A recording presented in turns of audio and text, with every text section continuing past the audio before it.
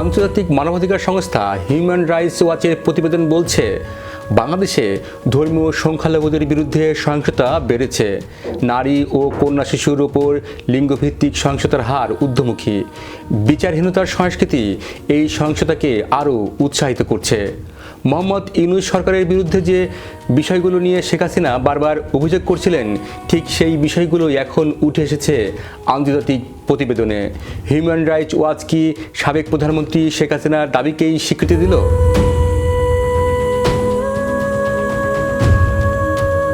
2024 সালের আগস্টে গণঅভ্যুত্থানের মধ্য দিয়ে বাংলাদেশে রাজনৈতিক ইতিহাসে নতুন অধ্যায় শুরু হয়। শেখ হাসিনা সরকারের পতনের পর ডক্টর মোহাম্মদ ইউনূসের নেতৃত্বে গঠিত হয় অন্তর্বর্তী সরকার। এই সরকারের প্রধান দায়িত্ব ছিল তিনটি: আইন শৃঙ্খলা পরিস্থিতির উন্নতি করা, মানবাধিকার রক্ষা এবং গ্রহণযোগ্য জাতীয় নির্বাচনের পথ তৈরি করা। কিন্তু সময় গড়ানোর সঙ্গে সঙ্গে নারী, কন্যা শিশু ও ধর্মীয় সংখ্যালঘুদের উপর সহিংসতার অভিযোগ ক্রমশ জোরালো হতে থাকে। তবে অন্তর্বর্তী সরকার এগুলো অতিরঞ্জিত ভারতীয় মিডিয়ার অপপ্রচার বলে উড়িয়ে দিয়েছে। তবে কি হিউম্যান রাইটস ওয়াচের প্রতিবেদনও অপপ্রচার? চলুন হিউম্যান রাইটস ওয়াচের প্রতিবেদনে কি বলা হয়েছে সেটি আমরা আগে জেনে নিই। এর শিরোনামে বলা হয়েছে, বাংলাদেশে নারী, কন্যা শিশু ও সংখ্যালঘুদের ওপর সহিংসতা বাড়ছে। প্রতিবেদনে বলা হয়, 2024 সালের অগস্টে সংঘটিত গণঅভ্যুত্থানের পর বাংলাদেশ প্রথম জাতীয় নির্বাচনের দিকে এগোচ্ছে। কিন্তু নির্বাচনের আগে নারী, কন্যা শিশু ও ধর্মীয় সংখ্যালঘুদের ওপর হামলা উদ্বেগজনকভাবে বেড়ে যাওয়ায় অন্তর্বর্তী সরকারের মৌলিক মানবাধিকার রক্ষার ব্যর্থতা স্পষ্ট হয়ে উঠেছে। পুলিশের তথ্য অনুযায়ী 2024 সালের একই সময়ের তুলনায় 2025 সালের জানুয়ারি থেকে জুন পর্যন্ত লিঙ্গভিত্তিক সহিংসতার ঘটনা বেড়েছে। বাংলাদেশ মহিলা পরিষদের সভাপতি ডক্টর ফৌজিয়া মোসলেম এই বৃদ্ধির জন্য কিছু ধর্মভিত্তিক গোষ্ঠীর তৎপরতা ও বক্তব্যকে দায়ী করেছেন।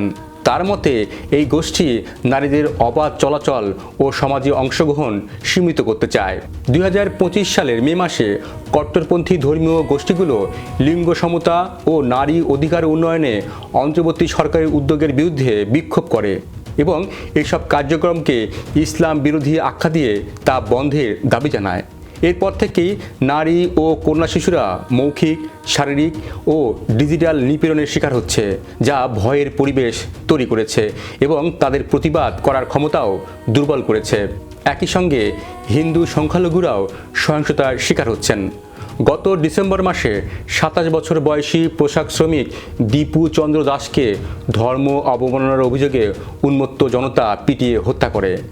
মানবাধিকার সংগঠনগুলোর তথ্য মতে হিন্দুদের বিরুদ্ধে অন্তত 51টি সহিংসতার ঘটনা ঘটেছে, যার মধ্যে 10টি হত্যাকাণ্ড রয়েছে। এছাড়া পার্বত্য চট্টগ্রামে জাতিগত সংখ্যালঘুরা নিরাপত্তা বাহিনীর নির্যাতনের মুখে পড়েছেন। বাংলাদেশে আগে 2 জন নারী প্রধানমন্ত্রী থাকলেও এবং 2024 সালের জুলাই আগস্টে আন্দোলনে বিপুল সংখ্যক নারী অংশগ্রহণ নিলেও রাজনৈতিক অঙ্গনে নারীরা এখনও ব্যাপকভাবে উপেক্ষিত। আসন্ন জাতীয় নির্বাচনে 51টি রাজনৈতিক দলের মধ্যে 30টি দলের একজনও নারী প্রার্থী নেই।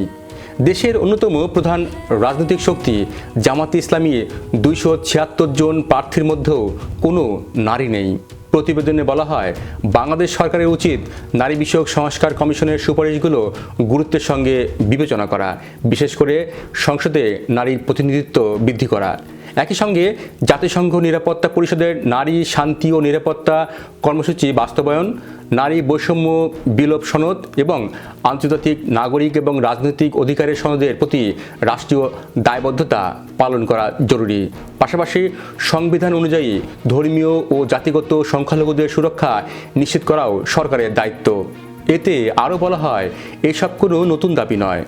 অভ্যুত্থানের আগে ও পরে বাংলাদেশিরা বারবার এই অঙ্গীকারই পুনর্ব্যক্ত করেছেন। এখন প্রয়োজন অন্তর্বর্তী সরকার ও সব রাজনৈতিক দল সুস্পষ্টভাবে নারী সমতা নিশ্চিত করা এবং সংখ্যালঘুদের অধিকার রক্ষার প্রতিশ্রুতি বাস্তবে রূপ দেওয়া। হিউম্যান রাইটস ওয়াচ মূলত 2টি বিষয়ের উপর জোর দিয়েছে। একটি ধর্মীয় সংখ্যালঘু, নারী ও কন্যা শিশুর উপর হামলা এবং দ্বিতীয়টি আগামী নির্বাচনে নারী প্রার্থী। প্রতিবেদনে বলা হচ্ছে ধর্মীয় সংখ্যালঘুদের উপর 51টি সহিংসতার ঘটনা ঘটেছে আর 10 জন হত্যার শিকার হয়েছে। অথচ ডক্টর মোহাম্মদ ইউনূসের সরকার বারবার এই অভিযোগ অস্বীকার করে আসছে।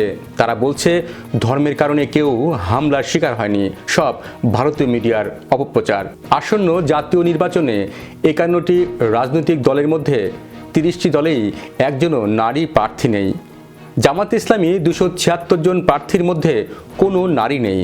ক্ষমতায় গেলে নারীদের সম্মানিত করার ঘোষণা দিয়েছিলেন জামাতের আমির ডাক্তার শফিকুর রহমান, অথচ নিজ দলে কোনো নারীকে প্রার্থী করেননি।